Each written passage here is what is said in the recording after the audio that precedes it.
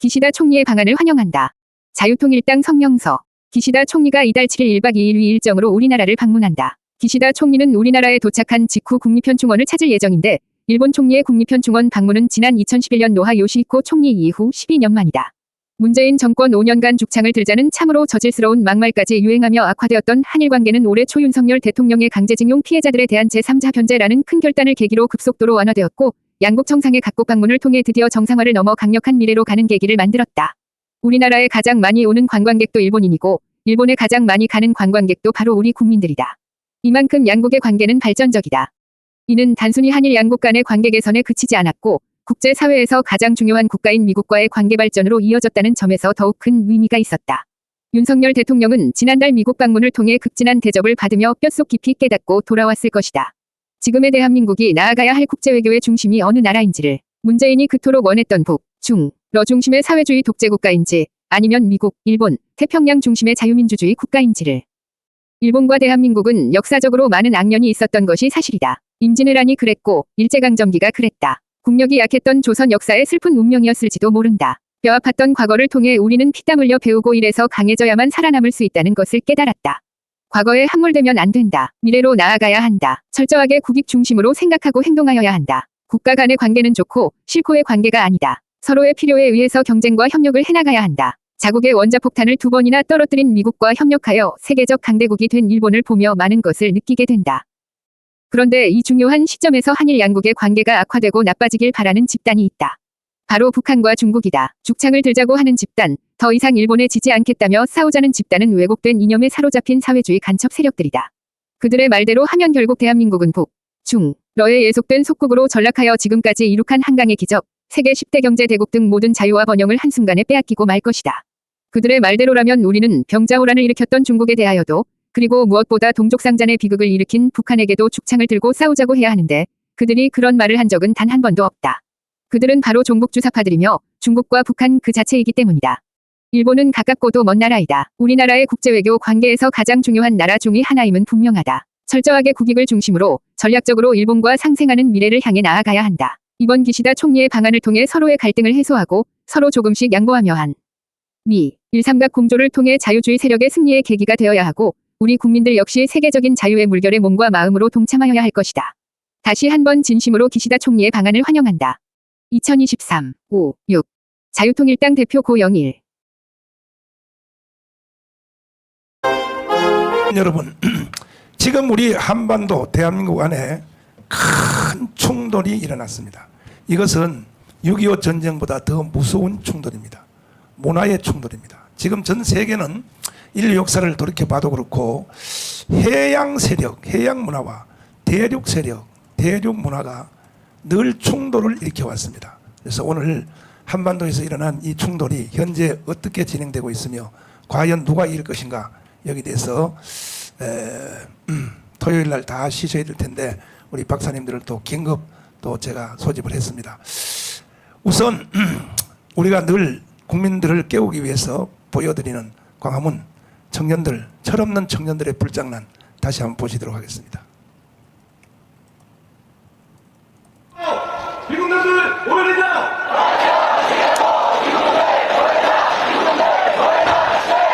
이성기 한성규가 모든 양심수를 선포한다! 사드 배치 처리하라! 전쟁 연습 중단하라!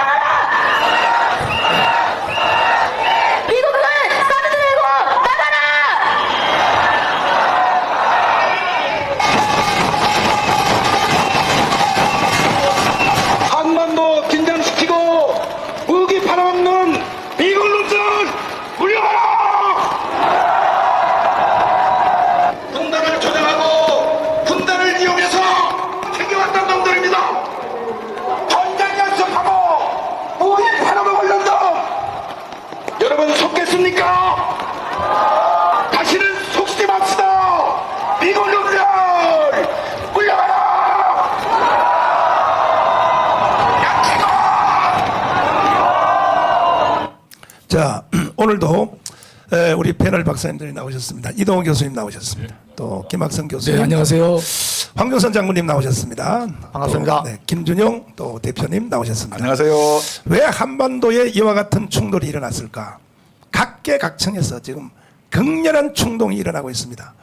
정치, 경제, 사회, 군사, 외교, 문화, 특별히 언론, 할 것 없이 교육까지 모든 진지에서 이 충돌이 일어나고 있는데, 원래 우리 대한민국은 지정학상 항상 그 대륙권에 붙어 있었기 때문에 중국, 러시아 이 대륙권에서 살아왔는데, 우리가 지금 건국 후 70년 동안에 이와 같이 자유를 향유한 것은 이승만 대통령이 미국에 공부하러 갔다가 와서 드디어 해양 세력, 미국을 등에 업고 최고의 강대국인 미국을 이끌고 이 대한민국에다가 해양 세력에 대한 시작을 해서, 그때 이제 6.25 때 사실은 북한까지 완전히 우리가 자유의 문화를 우리가 확보할 수 있었는데, 미국의 트루먼 대통령의 판단 미스로 지금도 현재 절반에 이렇게 잘라 있습니다. 일단은 우리 또 역사를 전공하신 우리 황정선 장군님, 해양 세력 또 대륙 세력 충돌은 인류 역사에서 늘 해왔던 거죠. 이것은. 예. 제가 역사를 전공한 건 아니고요. 저는 제 전공은 군사 분야고, 근데 저는 젊을 때부터 역사에 관심이 많았고, 그래서 역사에 대한 또 공부는 책도 많이 읽고 했고. 역사 교수 6년 했잖아요. 예. 그래서 이제 그 결과 이제 전역하고 난 뒤에 대학교에서 세계사를 한 5년 가르치고, 경영대학을 해서 또 리더십과 역사 가르쳤습니다. 지금 말씀하신 대로 어떻게 보면 힐압 시대 때부터 항상 역사는 해양 세력과 대륙 세력의 충돌이었습니다. 그런데 역사적으로 볼 때는 대륙 세력이 해양 세력을 이긴 적은 한 번도 없습니다. 예. 스페인 무적 함대가 그렇고, 해가 지지 않는 나라 영국이 그랬고, 그 뒤에 패권 국가인 지금 미국이 그렇습니다. 예를 들면 쉽게 군사적으로 이야기하면은 해군력이 우세한 나라가 세계를 제패하는 겁니다. 미국은 주력군이 우리 육군이 아닙니다. 미국은 주력군이 해군입니다. 그래서 합참 어장 이런 거 나올 때는 거의가 해군 출신들입니다. 해군 아니면 해병입니다. 왜냐하면은 해군이 육해 공군을 다 갖고 있습니다. 해병대가 육군 역할을 합니다. 그다음에 항공모함이 공군을 비행기를 싣고 있기 때문에. 그래서 그냥 미국의 항공모함 레이건 하나 들어왔다 우리한테. 한국 영해로 들어갔다 그러면은 그냥 항공모함 한 대가 들어온 게 아니고, 항공모함을 보호하기 위해서 순양함이 4척에서 6척이 있고, 이 순양함을 보호하기 위해서 그 외곽에 구축함이 또 한 두세 척씩 순양함별로 있고, 또 바다 밑에 안 보이는데. 예, 제일 외곽에 잠수함이 있는 거예요. 그러니까 이게 핵 항공모함 하나 정도 그러면은 이게 전 세계의 다른 국가들 군사력을 거의 합쳐도 안 될 만큼. 그래서 이 해양 세력이 항상 이겼는데, 딱 단 예외가 우리 잘 아시는 징기스칸. 징기스칸은 몽골은 대륙국가입니다. 그런데 그때 징기스칸이 한때 유럽을 벌벌 떨게 할 정도로 그랬습니다. 그거는 이 해양 세력과 대륙 세력의 그거로 설명되는 게 아니고, 그때까지의 이 전쟁 양상은 주로 이렇게 방진, 대형 이런 거 소리 가지고 정적인 것이었는데, 기동력을 가지고 말이죠. 그 말의 역할을 지금 전차하는 거 아니겠습니까? 그래서 이 말을 가지고 기동력으로 새로운 거기 전술이 태어나고 하니까 유럽까지 완전히 좀 현급변. 그래서 특히 우리나라가 여기까지 우리나라 역사만 봐도 중국, 러시아는 대립국가입니다. 예. 그런데 중국, 러시아가 우리나라에 항상 위협적이고 해를 끼쳤고, 우리가 일본은 해양국가입니다. 일제 36년 동안 우리가 또 임진왜란 정유재단 때 피해를 봤지만은 그것은 단기간이고, 그 이후에 미국을 비롯한 유엔 참전국들 지금 우리와 함께하는 이런 걸 보면은 전부 해양국가입니다. 그래서 이것은 그 나라의 정책 같은 데도 반영이 됩니다. 미국이 지금 동맹국이 52개입니다. 그런데 대륙국가인 중국은 동맹을 맺은 나라가 북한하고 파키스탄 두 나라입니다. 좀 폐쇄적입니다. 그래서 오늘 문화예술이라니까 저는 전문가가 아니니까 한데, 역사를 살펴보면은 한 나라의 어떤 문화가 이렇게 형성되고 전통적이기까지는 몇십 년에서 몇백 년이 걸리기 때문에 이런 것을 무시할 수 없고 현재 우리가 목사님 말씀하시는 대로 우리 문화 예술이 뭐 BTS부터 해가지고 굉장히 세계로 뻗어가고 있는데 저는 한 가지 더 마지막으로 말씀드릴 것은 기독교 문화 그러니까 기독교는 이거 해양 세력과 비슷합니다. 왜냐하면은 현재 지금 기독교 국가들이 거의가 해양 국가들이고 기독교는 그 전도 선교 이게 굉장히 개방적입니다. 그런데 다른 종교들은 그렇지 않습니다. 맞아요. 우리 한국의 불교는 굉장히 자기들 수련하고 산속에서 맞아요. 이런 그거고 그래서 그런 것까지도 역사적으로 볼 때는 좀 우리가 참고를 많이 해야 되지 않겠느냐 그런 생각이 듭니다. 네. 자, 또 이제 진행하기 전에 우리 또 손가락 선교 열심히 하셔야 되니까 지금 명령입니다. 명령. 대국본 또 276, 253 그다음에 또 자유마을 모든 조직은 지금부터 10사람 이상한테 전파하세요. 지금 방송 들으시면서 빨리빨리 전파해서 오늘은 10만 명 동시 시청 한번 해야 되니까 지금 우리가 하는 이 방송이 너무 북한한테는 치명적인 일이 되기 때문에 너라 TV를 지금 해킹을 해가지고 지금 당분간 중지되어 있습니다. 그래서 우리는 너라 뭐예요? 서버 방송 지금 서버로 지금 이렇게 방송하고 있는데 이렇게 지금 이게 갈아탄 줄 모르고 계세요. 그러니까 여러분 빨리빨리 전파해서 오늘 10만 명이 동시 시청할 수 있도록 이것이 곧 싸움에 이기는 겁니다. 빨리빨리 진행하십시오. 너아라 TV 서브 채널이죠, 목사님? 서브 그렇죠? 채널, 서브 채널. 네, 서브 채널입니다. 방송실에서 자막으로 좀 띄워주십시오. 이쪽으로 들어오도록 전파할 수 있도록 해주시고 또 김종대 목사님, 또 그 김수열 대표님, 또 전국의 자유마을 3,506명의 대표님들은 빨리 전파해서 한 사람이 10명씩 시청할 수 있도록 극렬하게 운동을 빨리 전개해 주시고 김학성 교수님 네.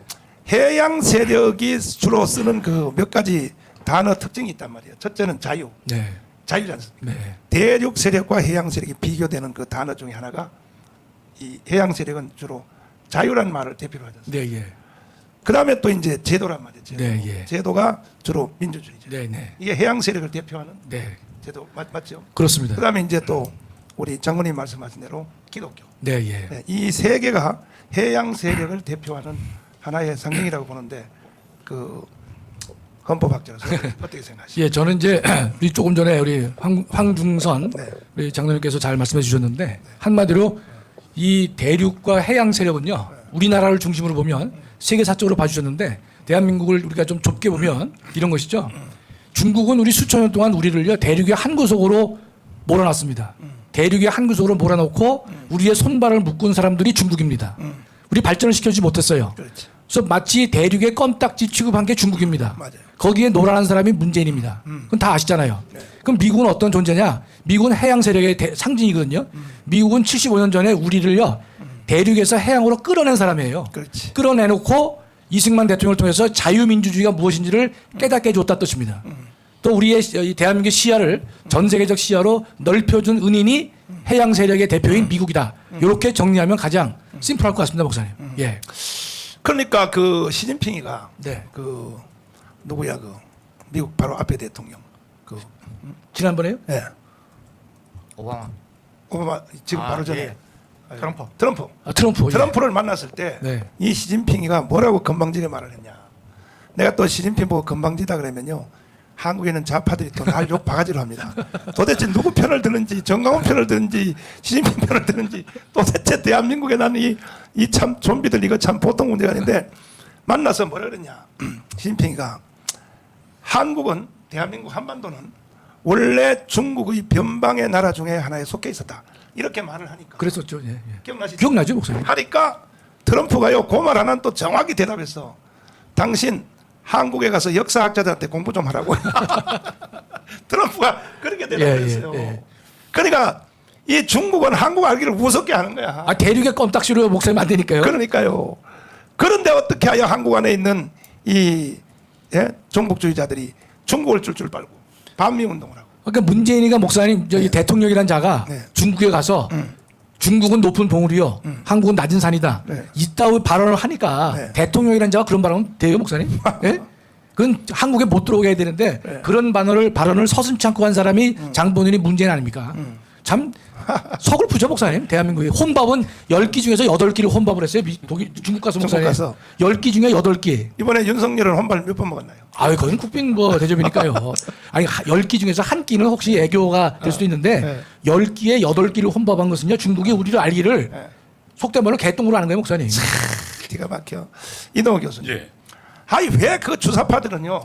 왜 그렇게 중국 북한을 줄줄 빨고 왜 이렇게 미국을 반대하고 왜 그래요? 그러니까 주사파들의 뿌리는 사실은 인본주의 세력입니다. 그러니까 기독교 세력하고는 가장 정반대거든요. 그러니까 그 인본주의 끝은 결국 공산주의고 우리 힘으로 하나님 없이 그러니까 천국을 건설하겠다는 헛된 꿈, 오만하고 교만한 것이죠. 그리고 이제 그 세력들이 뿌리 대부분 다 대륙 세력이고 아시다시피 해양 세력은 기독교 문명이거든요. 그렇지. 그러니까 대한민국의 건국은 사실은 그러니까 문명 세력, 해양 세력과의 만남에서 이루어진 것입니다. 그러니까 선교사들이 그 자유를 찾아서, 그러니까 종교의 자유를 찾아서 미국으로 건너갔던 청교도들이 그 미국에를 건국하고 그리고 그 핵심 세력들이 아시다시피 조선으로 건너와서 그래서 그 기독교 문명을 우리에게 자유 문명을 그리고 자유 통상의 문명을 저에게 아니 내가 그걸 묻는 게 아니고 왜 줄줄 빨았냐 내가 그걸 묻는 거예요 지금. 아니 저들은 태생적으로 기독교에 반대하는 세력들입니다. 네. 그리고 또 하나는 대륙들이 갖고 있던 그러니까 기독교가 갖고 있던 자유와 반대대로 저들은 뭡니까 연대 뭐 무슨 그 공동체 이런 것들을 주장합니다. 아니 자꾸 피하려 가시는데 아니 연세대학교에 신학교 다니시는 양반이 왜 주사파에 빠져가지고 그걸 줄줄 빨았느냐 그걸 말해야 되는 거지. 제가 잘 모르겠습니다. 저도 그때 왜 거기에 빠졌는지 지금 생각하면 제 본정신이 아닌 것 같아서. 아니 그러면 구체적으로 물을게. 누구한테 보섭됐어요? 당시 이제 제가 그 서클에 찾아갔어요. 찾아갔어? 예예. 왜냐하면 네. 뭔가 그걸 해야 좀 멋있어 보였고 당시 그런 풍조가 있었습니다. 뭔가 그 운동하는 친구들이 맞아요, 갖고 있던, 있었어요. 예, 그런 풍조가 있었어요. 한마디로 이제 겉멋이지. 예, 예. 그리고 그러면 그 핵심 지도는 누가 했어요? 누구한테 지도가? 당시 이제 저 신학과에 그 저희 그 박모라는 친구가 있었는데 그 친구 현재 목사예요. 오. 근데 그 친구가 저에게 그러니까 그 공산주의 그다음에 변제법적 유물론 그다음에 계급투쟁론 그다음에 뭐 제3세계 혁명사 이런 것들을 계속 공부시켰죠. 아니 근데 그 지금 목사예요? 예. 아니 근데 그 사람은 전향 안 했어요? 그 친구는 뭐 전향도 안 하고 어쨌든 잘 아니 어제 마침 어저께 기독교 원로 지도자 1000명이 세상에 윤석열 하야라고 성명서 발표했는데 예. 혹시 그 양반 거기 들어가 있나 또? 제가 알기에는 지금 그 있겠죠? 기독교 쪽에는 많이 들어가 있습니다. 그러니까 기가 막혀. 그러니까 저를 지도했던 친구들의 그러니까 목사들이 그 지금 현재 그 통합뿐만 아니라 감리교 뭐 그다음에 한신대 성결 이쪽으로 많이 들어갔거든요. 내가 그 명단을 대충 보니까 주로 기장이더라고. 있겠죠. 예. 네, 기장 사람들인데 근데 숫자가 적지 않아요. 1000명이야 1000명. 맞습니다. 거기에 통합도 몇 명 있고 감리교도 몇 명 통합도 많이 있는데 들어가 있습니다. 통합하고 감리교 쪽에서 거기 참여한 사람들은 교단에서 바로 제명해야 돼요. 둘 중에 하나를 선택해야지. 예수를 선택하든지 김일성을 선택하든지 둘 중에 하나를 해야지 말이야. 왜 김일성의 옷을 입고 자꾸 말이야. 예수님을 무너뜨리려고 하면 되겠냐 말이야. 이번에요. 완전히 신앙 고백 새로 해서 총정리 새로 해야 됩니다. 이거 기독교계부터. 맞습니다, 목사님. 캐톨릭도 그 신부님들이 5,000명이래요. 5,000명. 5,000명인데 그 정의 그 구현사재단 걔들은 500명밖에 안 된다는 거야. 10%. 그러니까 그거 잘라내버려야 돼. 그 캐톨릭 새로 교단 만들어서 나가라 그래야지. 예? 그걸 왜 같은 캐톨릭에서 말이야 그걸 품고 있냐 말이야. 90% 신부님들 걔들 잘라내세요. 그걸 잘라내고 이제 한반도에서 반드시 선을 그어야 되는 거예요. 이것은 말도 안 되는데. 그 인간들 절대로 안 나가요, 목사님. 안 나가요? 왜냐면 네. 이게 그래도 기본 그 본거지가 있어야 되잖아요. 네. 그러니까 교회 목사님들도 기장 측도 교회를 떠나야 되는데 이 동정녀 마리아 탄생을 안 믿고 예수님의 부활을 안 믿는 사람이 그건 기독교가 아니잖아요. 아니죠, 그거는. 그럼 나가서 딴 살림 차려야 되는데 네. 이 인간들이 안 나갑니다. 이 터전이 좋기 때문에. 네. 그러니까 이 주술구현 사재단 그 인간들도 안 나갑니다. 네. 안 나갑니다. 목사님. 우리 저 장로님은 이렇게 말하는 걸 보니까 동정녀 탄생을 성령의 잉태됨을 믿는 것 같아요. 아이 목사님. 그래서 믿으시네. 자, 김준영 대표님, 이걸 총 대표하는 기관이 민노총인데 네, 그렇습니다. 왜 도대체 민노총은 왜 도대체 한국을 해체하고 북한으로 가려고 왜 이렇게 발광을 뜨는 겁니까? 네. 그 말씀하셨는데 네. 그러니까 그러거든요. 그래서 자본주의에 제가 노동운동가님께서 노동절도 5월 1일 메이데이도 사실은 1866년 미국에서 그 미국 노동자들의 어떤 투쟁으로 만들어진 게 5월 1일 메이데이예요. 네. 그랬는데 대륙 세력인 유럽에서 5월 1일 1890년 메이데이 날을 제2 인터내셔널 공산당 선언으로 바꾸죠. 이야. 네, 네. 그러자 제가 노동운동가인데 미국 노동자들은 가족 자기 자신과 가족들의 인간다운 삶을 위해서 8시간 노동제를 위해서 싸웠는데 이 대륙 세력인 유럽에서 공산당 선언 마르크스를 이어받는 선언으로 바뀌자 미국 노동자들은 노동절을 바꿨어요. 날짜를. 언제로 바꿨냐? 9월 첫째 주 월요일로 바꿨고 그날 뭐 하냐? 우리나라처럼 데모하고 윤석열 심판하는 날이 아니고 생필품 같은 걸 막 세일하는 축제일이에요. 그다음에 일본 같은 데는 어떻게 됐겠어요? 거기 적군파라든가 뭐 그렇지. 춘투 유명했거든요. 맞았죠. 일본의 노동절은 며칠이냐? 11월 23일로 바꿨습니다. 뉴질랜드도 10월 넷째 주 월요일이에요. 그래서 주로 이 어떤 선진적으로 노동자들의 권리를 위해서 싸우던 세력들은 전부 노동절을 바꿨고 중국마저도 노동절은 싸우는 날이 아니고 놀러 가는 휴가철입니다. 그렇지. 북한도 오락하고 경연하고 그래요. 북한도 노동절 있어요? 예, 있습니다. 아, 그렇구나. 근데 유독 우리나라만 네. 막 분실하고 그다음에 15개 도시에서 윤석열 심판해가지고 가고 참. 뭐 삼각지역에서 폴리스 라인 밀어서 무너뜨려가지고 참. 이렇게 하고 있어요. 그래서 우리나라만 전 세계와 역주행하는 것이 현재 대한민국이에요. 그래서 역사를 보더라도 이런 사람들은 이렇게 이거 마르크스주의자들의 영향을 옛날 그 우리 이동호 총장님 말씀하셨던 게 학교에서부터도 저 할 때도 많이 유행이었어요. 그래서 그런 대륙 세력은 옛날부터 우리를 괴롭혔는데 고조선 때 한사군을 설치했잖아요. 역사 때. 그다음에 서대문 가면은 독립문이 있어요. 그렇지. 그 영은문인데 사람들은 다 일제시대 때 독립인 줄 알고 있는데 그게 아니고 중국 먹으려고. 중국의 청나라가 맞아요. 우리나라를 좌지우지하니까 서재필 박사가 네. 우리나라가 중국 청나라로부터 독립하기 위해서 만든 문이 서대문에 있는 영은문. 독립문, 영은문이에요. 근데 우리나라 사람들이 전부 잘못 알고 있는 것 같아요. 그래서 하여튼 우리 노동절도 이미 해양 세력은 5월 1일 메이데이는 공산당 선언한 날이므로 이게 안 된다 바꿔서 축제일로 쓰는데 우리나라만 하여튼 그것이 선진 노동인 것이냐 스스로 착각해서 시위하고 분신자살하고 데모하는 날로 바뀐 나라가 대한민국이고. 김총장님 그러면 네. 그 마르크스 레닌주의가 다 실패했다고 돼 있는데 네네. 민노총은 어떻게 그걸 설명을 해요? 민주노총은 실패했다고 얘기하지 않습니다. 않아요? 아직도 지금 투쟁의 방식 보면은 네.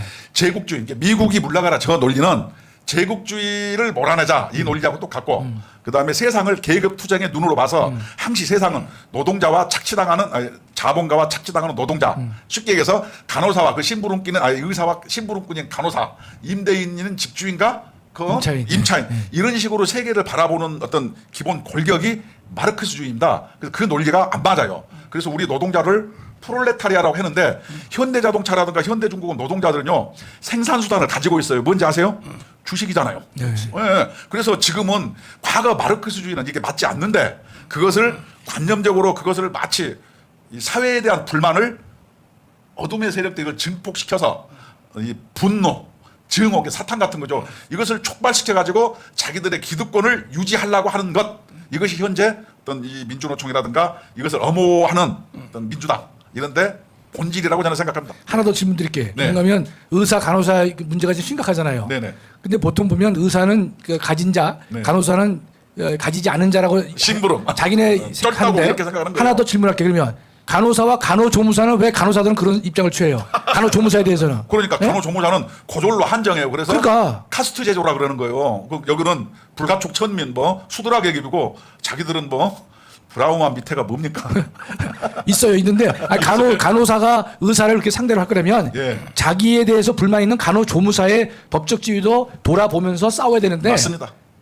이중인격이야. 간호조무사는 또 저기 저 수위를 또 우습게 생각해. 병원 수위. 참나 그러니까 정신 나갔는데 이 왕준선 장군님 그 해양 세력과 그 대륙 세력이 늘 싸워왔는데 누가 이깁니까? 그러니까 아까 말씀드렸지만은 네. 역사상 이긴 적이 한 번도 없다니까. 한 번도 없어요. 예. 야, 전부 해양 세력의 승리로 끝났습니다. 어. 예, 이거는 역사상에 한 번도 없고. 그럼 그걸 가장 실감할 수 있는 게 뭐냐?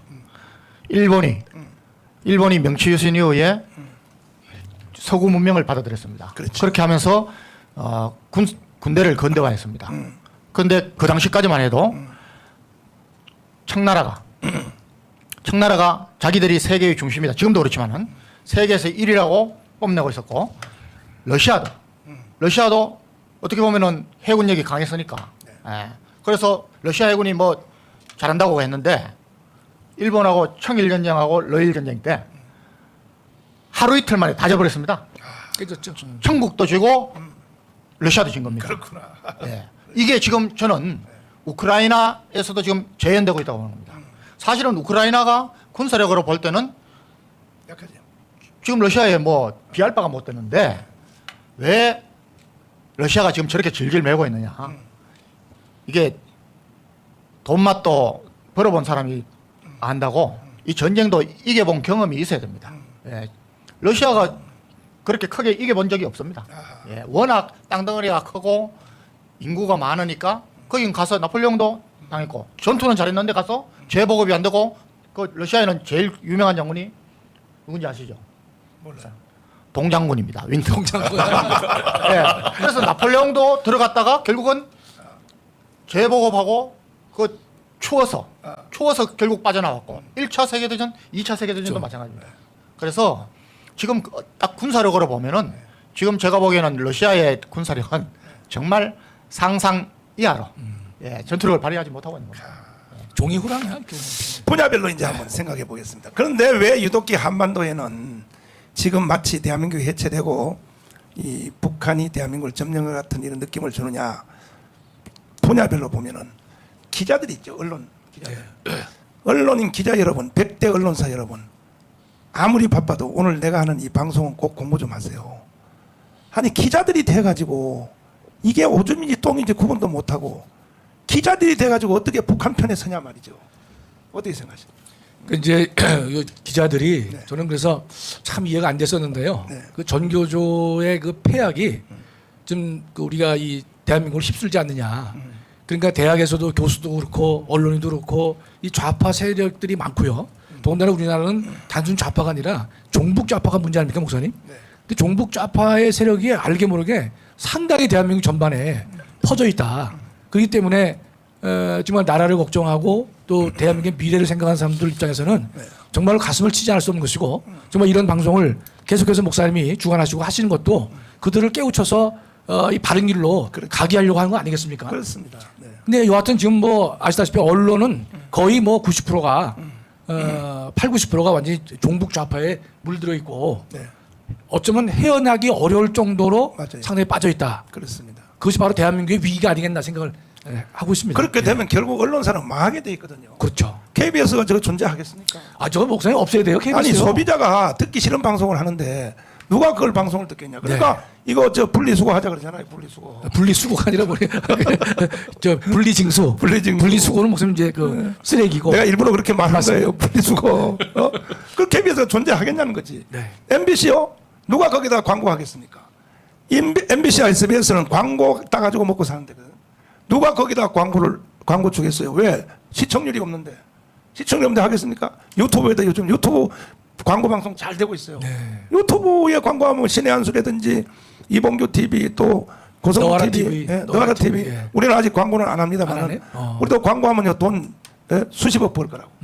그러니까 이게 언론사가 망하는 짓을 왜 기자들이 그렇게 하냐 이거야 도대체가. 그리고 내가 뭐 말을 하면요, 내가 말한 그 원래 본질은 말을 안 하고 완전히 이번에 광주에 가서 내가 발언한 것도 그냥 이렇게 말해요. 정강훈 또 망언을 하다. 아니 광주에서 내가 한 말이 망언이냐고. 그러니까 언론사 망하는 거야. 과거에는 그렇게 말하면 언론사의 말을 다 믿었지만 이제 안 믿어요 국민들이. 정강훈이가 또 어떤 위대한 말을 했구나 이렇게 생각하지. 네. 정강훈이 또 망언을 했다. 누가 망언을 해요? 누가 망언? 응? 이동훈 교수님. 예. 그 지금 이제 그 학생 운동권 있잖아요. 예. 그쪽 출신이니까 분야별로 우리 해보는데 과거의 학생 운동권은 무조건 좌파 쪽에 섰잖아요. 그렇죠. 요즘은 조금 많이 달라진 것 같아요. 20대가 좀 다릅니다. 달라져요? 우선 첫 번째로 그 공산주의자들의 계급 투쟁이나 민족주의에 별로 동의하지 않습니다. 지금 20대들은 그 문명이 세계로 다 열려 있기 때문에 얼마든지 어릴 때부터 이미 세계를 경험하고 있습니다. 그러니까 그들이 볼 때는 지금 철저한 민족주의나 공산주의 투쟁 사관이 별로 들어오지 않습니다. 그래서 지금 20대 같은 경우 제가 그 주사파들 문건을 보니까요. 네. 과거에 전남대 한참 그 주사파 운동권이 성행할 때 전남대 전체 조직원이 한 3,000명 가까이 됐었거든요. 근데 지금은 40명도 제대로 안 되더라고요. 주사파 조직원이. 그러니까 사실상 대학가에서 실패하고 있는 겁니다. 근데 지금 어의 섬처럼 20대는 빼고 아시다시피 지금 20대들의 더불어민주당 지지율이 굉장히 낮습니다.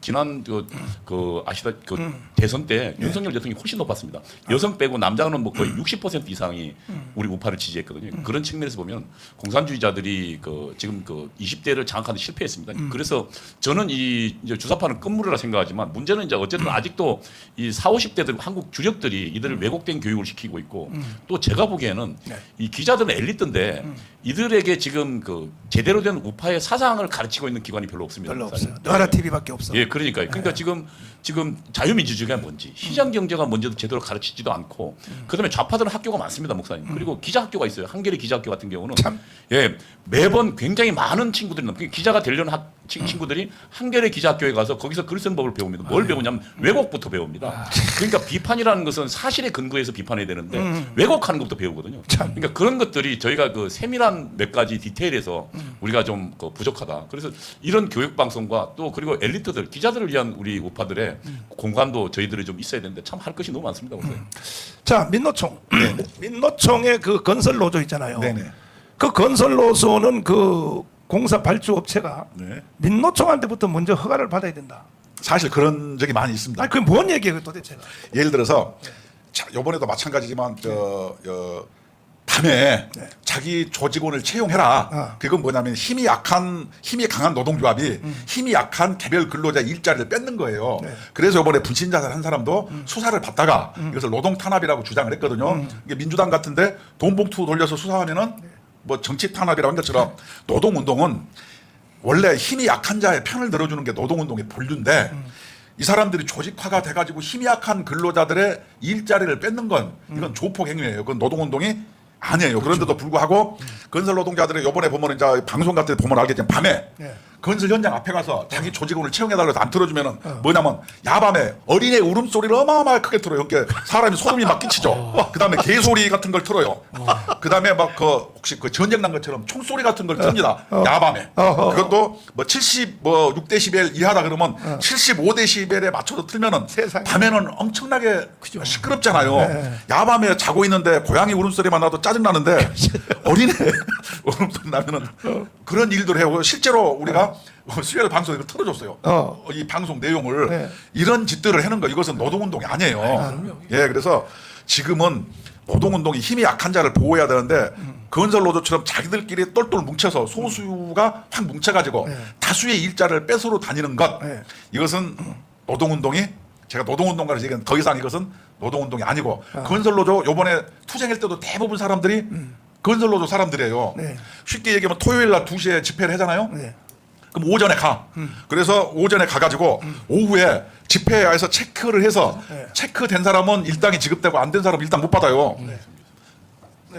그래서 하여튼 건설노조 같은 데는 우리가 봤을 때는 건설 노동자들의 이익 이런 것보다는 기득권 논자들의 이익을 위해서 싸우고 그다음에 건설노조를 관리하는 팀장 반장들이 전부 누구냐 못주머니 한번 안 차보고 망치 한번 안 해본 먹물들이 그것을 다 장악하고 있어요. 어떤 먹물이냐 아까 우리 이동호 사무총장이 얘기한 학출 뭐지 대학 출신들 그런 사람들이 팀장들 하고 있는 거예요. 그래서 어떤 여자는 진보당 간부가 여자인데 팀장을 했는데 이 외국 나간 날에도 일당이 꼬박꼬박 지급된 사례도 있었어요.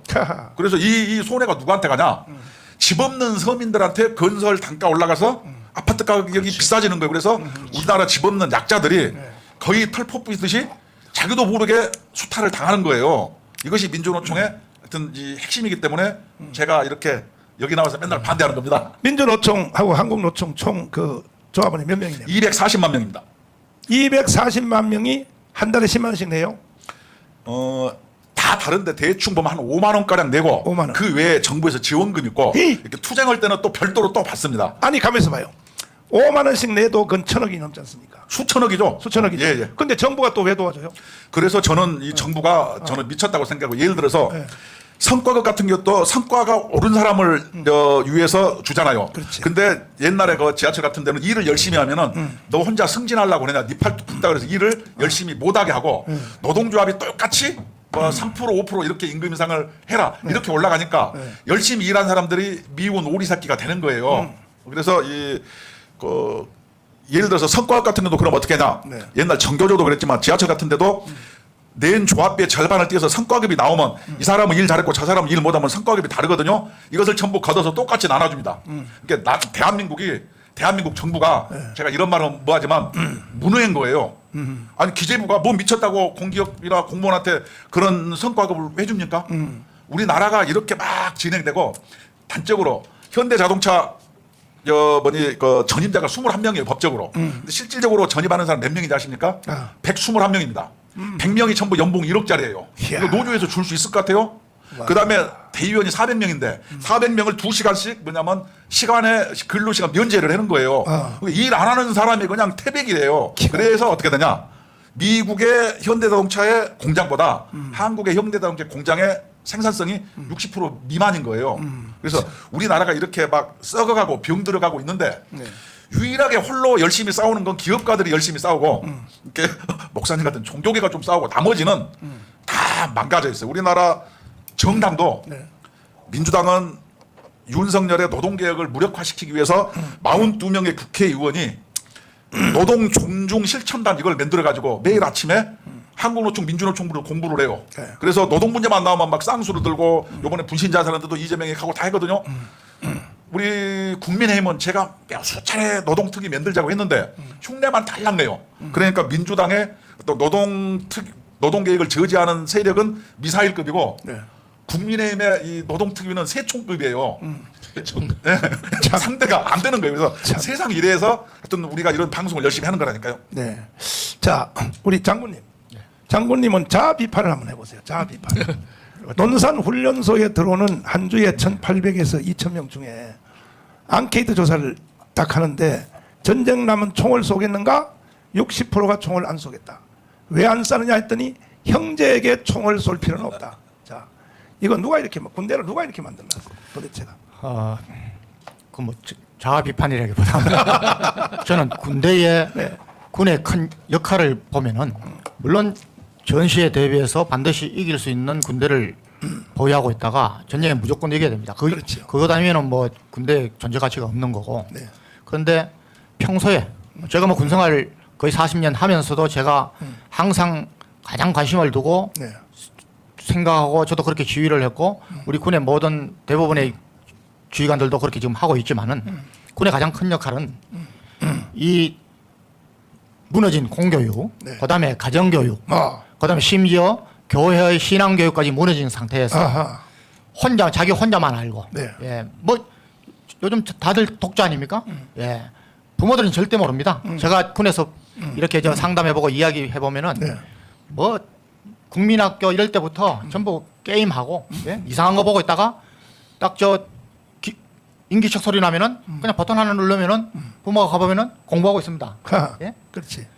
그렇게 사회성도 없고 책임감도 부족하고 한 인원들을 군에서 받아들여 가지고 군에 복무하는 동안 물론 훈련도 하고 하지만은 병사들의 훈련은 간단합니다. 예, 잘 뛰고, 예, 잘 견디고, 그다음에 총 잘 쏘고 이렇게 하면 되거든요. 이게 간단한 겁니다. 그 외에 제가 생각하기에 더 큰 역할이 뭐냐?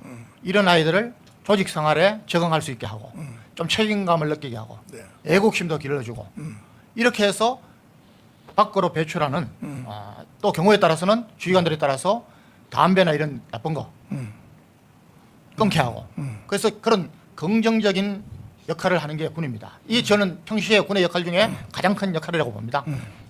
그걸 실제로 우리나라 저 20대 청년들의 자살 비율을 따지면 세계 부동의 1위입니다. 1등에 1등. 예. 10만 명당 인구 10만 명당 18%에서 18명에서 20명까지 막 왔다 갔다 합니다.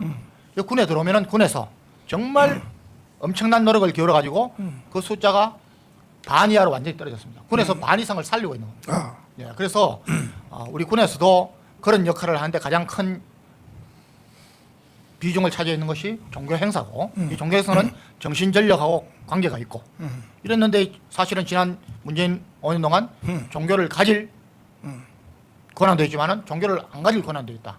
네? 이런 논리를 해가지고 기가 막혀. 예, 종교 행사 시간을 보장해주지 않고 기가 막혀. 이렇게 나온 겁니다. 자. 그래서 저는 어제도 참 오늘 새벽에 이렇게 뉴스를 좀 시청하면서 정말 우라통이 나고 하는 게 뭐냐면은 이게 오늘 주제가 문화예술이니까 문화가 형성되기까지는 정말 오랜 시간이 걸리거든요. 네. 그 형성될 때까지는 국가가 시스템으로 잡아줘야 됩니다. 교육도 그렇고 사법도 그렇고. 네. 여기 지금 저 최근에 그 부동산 관련, 그다음에 주식 관련, 코인 관련해서 네. 사기가 굉장히 많지 않습니까? 그렇지. 그러면 수천 명, 수만 명한테 피해를 주는데 오늘 아침에도 저 났을 겁니다. 미국 같은 경우는 150년 징역 150년 때립니다. 결국은 오늘 그 저 뉴스에 보니까 미국에서 어떤 이름은 기억이 안 나는데 그런 사기를 쳐가지고 피해를 줬기 때문에 150년 형을 받고 결국은 감옥에서 죽었습니다. 그런데 동일한 규모의 그런 사기를 쳐서 피해를 준 우리는 얼마가 됐냐? 3년 반인가 뭐 살고 나온 겁니다. 그래서 우리나라에 이런 진짜 정말 깨어 있는 분들이 모여가지고 이거는 사법제도부터 뭐 모든 교육까지 정말 계몽하고 바꾸지 획신제로 바꾸지 않으면 안 됩니다. 이번에 또 며칠 전에 음주운전을 5번 했습니다. 네. 결국은 거의 처벌 같은 처벌 못 받으니까 또 해서 죽인 겁니다. 아, 남의 가정을 파탄내고 살인을 했는데 뭐 이번에도 보니까 상대방하고 합의했다. 네. 뉘우치고 했다 해가지고 실형도 안 받았습니다. 이런 것들이 우리나라가 정말 좀 고쳐야 될 겁니다. 저는 그렇게 생각합니다. 자, 지금 군대에서 저 정원 교육 해요? 합니다. 예. 하긴 해요? 예. 근데 지금도 저 북한은 적이라고 같이 말하라, 그 형제라고 같이 하라 그렇게 해요? 지금? 아닙니다. 그 이제 지난 정권에서는 네. 주적 개념이 빠졌고 네. 옛날에는 이제 북한은 주적이다, 우리한테 주적이다, 네. 우리가 정말 위협이 된다. 이게 강했지만은 네. 최근에 와서는 우리 병사들도 이제 군생활을 하다 보면 압니다. 네. 재래식 전쟁으로는 북한이 우리한테 덤비지 못할 것이다. 특히 전방에서 북한을 바라보고 있는 병사들은 교육 안 해도 압니다. 그러니까 지금은 그런 교육보다는 교육 내용이 많이 달라졌죠. 달라졌는데 이제 윤석열 정부가 들어서고 주적 개념을 국방백서에 넣었습니다. 네. 그래서 지금 강화하고 있다고 제가 듣고 있고 이거는 사실은 주적 개념이 없으면은 군대뿐만이 아니라 그렇지. 우리가 지금 주사파 척결, 네. 좌파 운동권 정부는 다시는 정권을 잡으면 안 된다고 하는 것이 이 국가는 한번 망하면 뭐 일어설 수 있기 때문에 네. 그런 절박감을 가지고 하는데 그런 주적이 없으면 안 되지 않습니까? 지금 정교조 교육을 받은 사람이 지금 계급이 대령까지 갔대요. 현재. 그렇죠. 예, 예, 예. 대령까지. 예. 그 대령이 사실은 그 연대장이잖아요. 예. 그 연대장이 다 정교조 교육을 받은 사람들이 연대장으로 나갔으니 이게 과연 전쟁이 될까? 그거 어떻게 봐요? 목사님 네. 또 이런 게 있습니다. 네. 너무 비관적으로만 생각 네. 안 들게 네. 공산주의도 네. 책으로 배우면 공산주의자가 됩니다. 막스 레닌 그 책을 읽어보면은 혹합니다. 예? 다 같이 잘 살자. 뭐 권력 없애자. 그런데 실제로 체험하거나 살아보면은 지금 우리도 마찬가지입니다. 네. 이번에 뭐 이모 씨를 구분 못하는 친구가 뭐 엄청난 비트코인을 특히 공산주의 그다음에 이런 특징은 거짓말하는 겁니다. 국민을 속이고 네. 선동하고 왜곡하고 우리나라 뭐 광우병, 효순이, 미선이 사태 네. 얼마나 속였습니까? 그렇죠. 지금도 그러면서 자기들은 온갖 권력을 다 누리고 있습니다. 아까 저 국민 세금 말씀하셨는데 네. 저는 지금 뭐 이제 국회 개혁 운동 하고 발족이 됐는데 네. 국회의원들 세비 확 낮추고 그다음에 국회의원들 특권 160가지인가 다 없애고 네. 그래도 나라를 위해서 할 사람들이 국회의원 해야 된다고 보는 겁니다. 우리나라는 지금 세금 걷는 데는 제가 이거 여러 번 강조했습니다. 네. 세금 걷는 것은 OECD 국가 중에 최고입니다. 예? 그런데 이 세금이 엄청나게 걷어가지고 쓰는 거는 아프리카 국가보다 못합니다. 먼저 본 놈이 이깁니다. 기가 막히죠. 아까 말씀하셨지만은 제가 좀 강경판 이겨버리지만은 시민단체가 국가로부터 지원을 받고 하면은 시민단체 그 벌써 본연의 역할을 못하는 겁니다. 그런 시민단체 있을 수 없습니다. 다행히 어제 보니까 오세훈 시장이 박원순 시장 때 시민단체 때 지원 그 금액을 거의 3분의 1 이하로 다운시켰습니다. 없애야 됩니다. 그거 아예. 왜 그런지 알아요? 우리가 오세훈을 좀 깠거든. 네.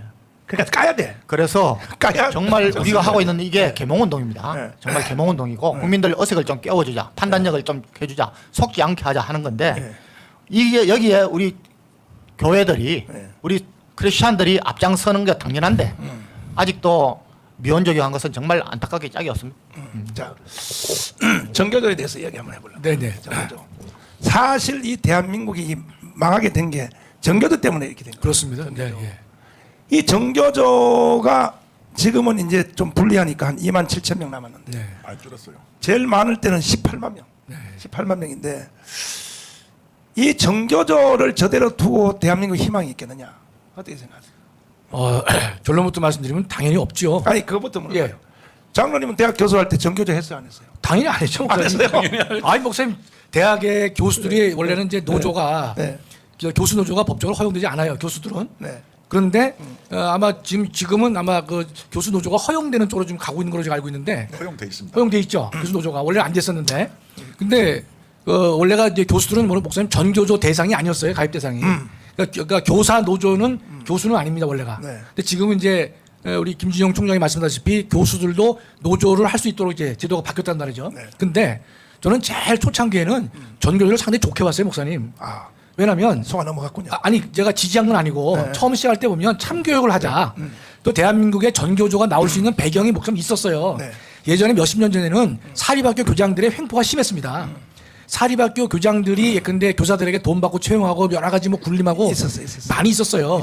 그것 때문에 교장 선생님이 전혀 젊은 선생님 깁상도 때리고 막. 하여튼 뭐 많았습니다. 있었어요. 저는 그래서 맞아요. 전교조가 필요할 것이다라고 저는 처음에 생각했었거든요. 네. 근데 이게 뭐 1년, 2년 지나면서 보니까 완전히 색깔이 바뀌면서 본래의 목적은 어디 갔고 네. 대한민국을 전복하는 쪽으로 학생들을 거짓으로 가르치는 그것 때문에 전 처음에는 설마 했어요 목사님 제가 네, 네. 어떻게 대한민국 교사가 네. 거짓을 말할 수 있겠는가 그랬는데 그거를 우리가 제대로 방치하고 이 규제를 못한 그 잘못이 지금도 많은 식자층에 남아있다고 생각해요. 이 정교조 때문에 내가 애국운동을 정말 목숨 걸고 해야 된 한 단계 올라가게 된 동기가 됐는데 제가 이제 늦게 낳은 아들이 전 애녹이잖아요. 네네. 전 애녹이가 초등학교 4학년 때 학교를 갔다 오더니 지 책상 앞에다가 볼펜을 쓴 것도 아니고 매직 잉크로 방송실 띄워줘 보세요. 부시를 죽여라 이렇게 대문짝만하게 책상 앞에다 써놨어요. 네. 부시를 죽이라고 이거 저거네. 예, 부시 죽여. 전 애녹. 네, 전 부시 죽여. 그래서 내가 교회 마당에 놀고 있는 우리 애녹이를 불렀죠. 내 일로 와봐. 이게 뭐야 그랬더니 눈을 싹 날 째려보는데 보니까 그때 이미 애녹이가 빨갱이가 됐더라고. 그때 눈이요 꼭 유시민 눈하고 비슷하게 생겼어. 내가 보니까 주먹을 딱 쥐더니 이래요. 부시 죽여! 딱 이러는 거예요. 그래서 내가 부시가 누구야 그랬더니 미국 대통령이잖아. 그래서 미국 대통령을 너가 왜 죽여야 되는 거야 그랬더니 학교 선생님이 죽이라 그랬거든. 이게 이제 나한테 불을 지른 사건이야. 그리고 그 다음 날은 보니까요. 이제 한 단계 또 더 올라갔게도 부시 사진을 조선일보에 나온 부시 사진을 벽에다 붙여놓고 칼 가지고 부시의 눈을 딱딱 찌르는 거야. 애들 교육이 저렇게 무서운 거야. 애들 교육이. 그래서 내가 하도 답답해서 우리 교회 장희 초등학교 선생님이 있었어요. 김기동 장로님. 그 장로님을 만나서 장로님 우리 아들 담임 선생님의 뒷조사를 한번 해보세요. 그랬더니 왜 그러냐 그래. 이놈이 학교 갔다 오더니 공부는 안 하고 부시를 죽인다고 이렇게 맞아. 칼 가지고 눈을 다 찢고 이랬다 그랬더니 그 조사할 거 없어요. 그래서 왜 그랬더니 그 목사님 아들 전해녹 담임 선생님이 정교조입니다. 그러게 정교조. 그래서 내가 정교조가 뭐 하는데요? 그랬더니 정교조요. 처음에는 좋게 시작해서 이제 장로님하고 똑같아요. 네. 존재 안 거두기 운동 네네. 있잖아요. 그렇습니다. 예. 애들 체벌 안 하고 예. 이래서 생겼는데 이 정교조 애들이 교육을 이렇게 한다는 거야. 그래서 내가 이제 교보문고에 가서 책을 하나 샀어요. 정교조가 뭔지를 알아보려고 봤더니 정교조가 없는 맑은 세상이라는 책이 있어. 이 책이 있는데 요즘 이계성 교장 선생님 있죠. 네, 예. 예, 이계성 교장 선생님하고 쓴 책이 있다. 그래서 내가 이계성 교장 선생님을 만나게 된 거예요. 예, 그 책을 사서 읽어보니까 도대체 이거는 간첩 교육보다 더 센 거야. 그렇죠. 이거는 학교에서 한 번은 걸려요. 정교조 선생님한테. 예, 예. 초등학교 6학년, 중학교 3학년, 고등학교 3학년 중에서 한 번은 담임 선생님이 정교조한테 걸린단 말이에요. 네, 예. 걸리면 애들이 그냥 획 돌아가는 거야. 이래서 6.25는 우리가 일으켰다. 뭐 이거 다 있지 않습니까? 이걸 다 이렇게 가르치니까. 그래서 내가 이제 만나서 만났어요. 이계성 교장 선생님하고 또 정교조하고 대판 싸우고 있는 정읍에 계시는 중학교 사회 선생님 정재학 선생님이 있어요. 네. 지금 은퇴하셨어요. 그 선생님을 고려한테서 만나서 정교조가 뭐 하는 단체입니까 하고 물어봤더니 내가 공부를 했는데 이야 내가 그때요 목사가 돼가지고 오래 살면 뭐 하나 이런 세상을 놓고 목사가 눈을 감는 것은 이거는 목사가 아니라 먹사지 먹사. 교회 붙잡고 밥 먹고 사는 거지. 야, 주기철, 손양원, 길선주, 이성봉 복음을 위하여 생명을 바친 우리 선배 순교자들도 계시는데 내 한 생명을 내가 이 국가를 위하여 내놓으리라 해서 극렬하게 이제 내가 애국운동에 이제 한 단계 높아졌어요. 예. 그 전에도